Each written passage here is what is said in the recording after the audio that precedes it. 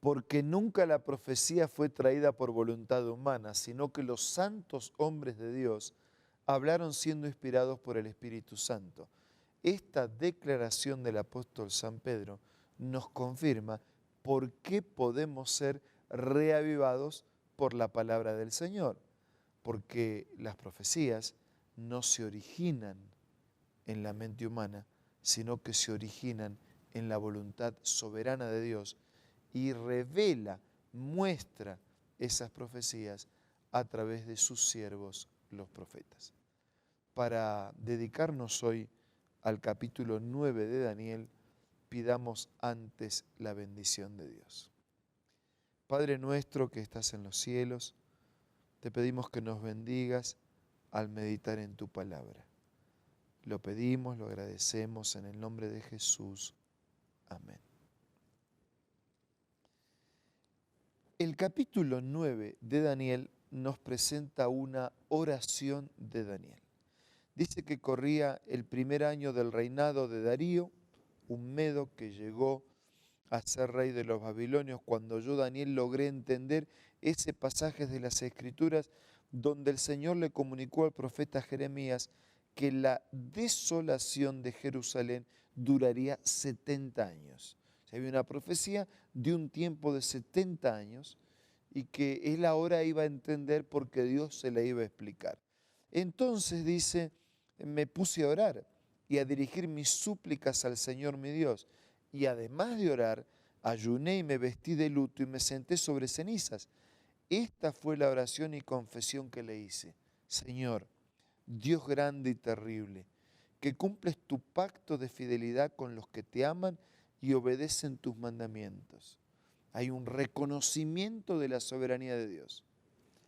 Desde versículo 5 en adelante aparece un reconocimiento de la condición de Él, de ellos. Dice, hemos pecado, hemos hecho lo malo, hemos sido malvados y rebeldes, nos hemos apartado de tus mandamientos y de tus leyes, no hemos prestado atención a tus siervos los profetas, que en tu nombre hablaron a nuestros reyes y príncipes, a nuestros antepasados y a todos los habitantes de la tierra. O sea, Él reconoce, ¿no? Nosotros erramos, pecamos, desobedecimos, no escuchamos, fuimos desatentos. Reconoce la soberanía de Dios, reconoce la pecaminosidad de una conducta errada y equivocada. Versículo 7.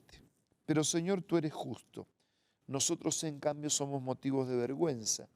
En este día, nosotros, pueblo de Judá, habitantes de Jerusalén y de todo Israel, tantos los que vivimos cerca como los que se hallan lejos, en todos los países por los que nos has dispersado por haberte sido infieles. Señor, tanto nosotros, nuestros reyes, príncipes, antepasados, somos motivos de vergüenza por haber pecado contra ti. Pero aun cuando nos hemos rebelado contra ti, tú eres un Dios compasivo y perdonador. Señor, versículo 10, Dios nuestro, no hemos obedecido tus leyes, las cuales nos diste por medio de tus siervos los profetas. Todo Israel se ha apartado de tu ley, se ha negado a obedecer. Entonces continúa el reconocimiento, ¿no? Miren, el reconocimiento va en dos líneas. Acepta la soberanía, la majestad de Dios y acepta una vida de pecado, de rebeldía, ¿no? de abandono, de olvido en relación a Dios, su palabra y su voluntad. Pero quien reconoce su pecado y reconoce la soberanía de Dios, reconoce también el amor, la misericordia y la paciencia de Dios. Y Daniel continúa expresándose en su ruego. Señor, versículo 12, tú has cumplido las advertencias que nos hiciste. Señor y Dios, todo este desastre ha venido sobre nosotros tal como ya estaba escrito. Es lo que nosotros buscamos, es lo que tú habías anticipado que nos iba a ocurrir si te abandonábamos. Versículo 14, Señor y Dios nuestro, dispusiste estas situaciones y las has dejado caer sobre nosotros porque eres justo. O sea, nuestra esclavitud, nuestro cautiverio, es lo que buscamos, es lo que merecemos. Nosotros mismos cosechamos lo que sembramos. Versículo 15. Señor Dios nuestro, que con mano poderosa sacaste de Egipto a tu pueblo y te has hecho famoso. Hemos pecado, hemos hecho lo malo. Señor, a pesar, tú sigues siendo misericordioso para con nosotros. Versículo 17, por eso, Señor, escucha la oración y la súplica de este siervo. Haz honor a tu nombre. Mira con amor a tu santuario. Versículo 18. Préstanos oído, Dios nuestro. Abre los ojos. Mira nuestra desolación. Versículo 19. Señor, escúchanos. ¿Qué oración?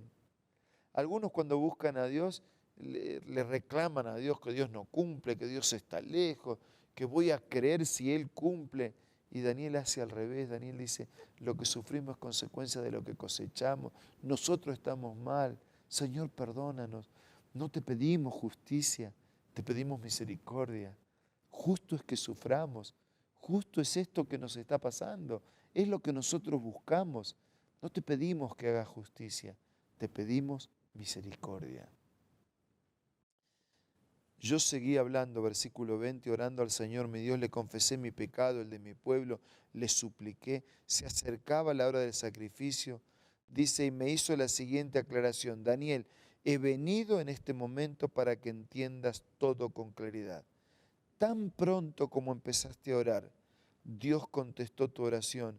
He venido a decírtelo porque tú eres muy apreciado. Presta atención a mis palabras para que entiendas la visión. Tan pronto como empezaste a orar. Es que cuando oramos con la actitud de Daniel, que reconoce la soberanía de Dios, que reconoce su indignidad, el Señor siempre responde. A veces responde que sí, otras veces que no, otras veces que esperemos, pero Él siempre responde. En este caso, Daniel quería saber esto de la cautividad. ¿Cómo era? ¿Cuánto era? Y desde el versículo 24 dice, 70 semanas han sido decretadas para que tu pueblo y tu santa ciudad pongan fin a sus transgresiones, pecados, pidan perdón por su maldad, establezcan por siempre la justicia. Habrá 7 semanas desde la promulgación del decreto que ordena la reconstrucción de Jerusalén hasta la llegada del príncipe elegido. Después de esto habrá 62 semanas más. En la Biblia un día equivale a un año. Así que cuando se habla de 7 semanas, se está hablando de 49 años. Y cuando se habla de 70 semanas, se está hablando de 490 años, que va desde el decreto de Artajerjes para la reconstrucción, desde el 456, y que llega hasta el bautismo y la muerte de Jesús. Miren este detalle. Después de las 62 semanas, se les quitará la vida al príncipe elegido. Este se quedará sin ciudad y sin santuario, porque un futuro gobernante lo destruirá. El fin vendrá como una inundación. Durante una semana, versículo 27, este gobernante hará un pacto con muchos. A la mitad de la semana pondrá fin a los sacrificios y ofrenda. Y Jesús, cuando murió por nosotros, estaba terminando el ritual de los sacrificios, porque el Cordero de Dios, que llevaba el pecado de todos nosotros, terminaba con el ritual de la muerte de aquellos corderitos que lo prefiguraban, lo anticipaban y lo simbolizaban. Sí, estos 490 años que van desde aquella reconstrucción hasta la muerte de Jesús en la cruz, cuando el Señor anticipaba a través de la profecía que daría su vida, que moriría para que nosotros pudiéramos salvarnos. Si usted quiere recibir más material con los detalles, los datos, las fechas, entre en contacto con nosotros y estamos dispuestos a hacerle llegar este material de manera gratuita. Solo quiero decir, resumiendo, que Dios conoce el futuro y lo anticipa, que la Biblia había anticipado la muerte y el sacrificio de Jesús, que Jesús vino en el tiempo señalado, cuando la profecía se cumplió, que fue bautizado en el tiempo señalado por la profecía y que murió en el tiempo que la profecía lo había indicado, y que la razón por la que Dios le explicó a Daniel y a nosotros esta profecía, que la razón por la que Jesús vendría para morir por nosotros, está resumida en esa frase: porque tú eres muy querido. Somos muy queridos para Dios. Amigos, vamos ahora a ocupar este momento de oración recordando que somos muy, pero muy queridos por Dios.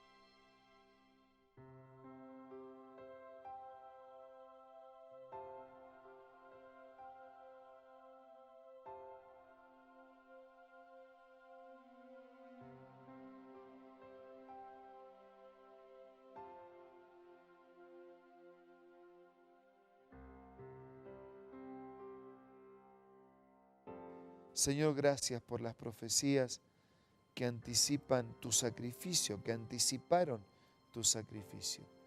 Y gracias por tu sacrificio hecho en nuestro favor. Gracias por tu cariño, por tu amor en nuestro favor, puesto de manifiesto en la vida y en la muerte de nuestro Señor Jesucristo para pagar la culpa del pecado. Que este espíritu de reconocer cuánto nos amas y de reconocer nuestros pecados nos lleve a vivir hoy en paz, perdonados y haciendo tu voluntad. Oramos en el nombre de Jesús. Amén.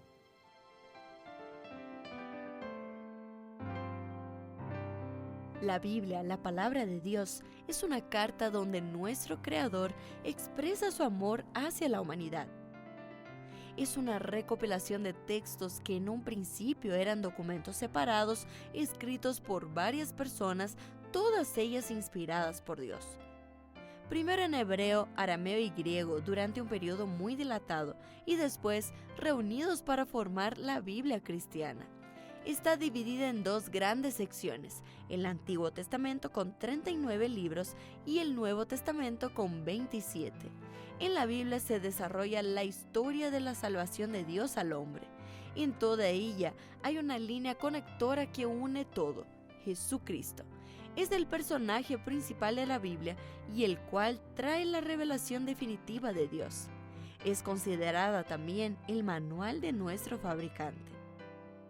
Es vital tener este ejemplar en casa y descubrir su valioso mensaje. Busca también en tu App Store o Play Store y encontrarás varias opciones.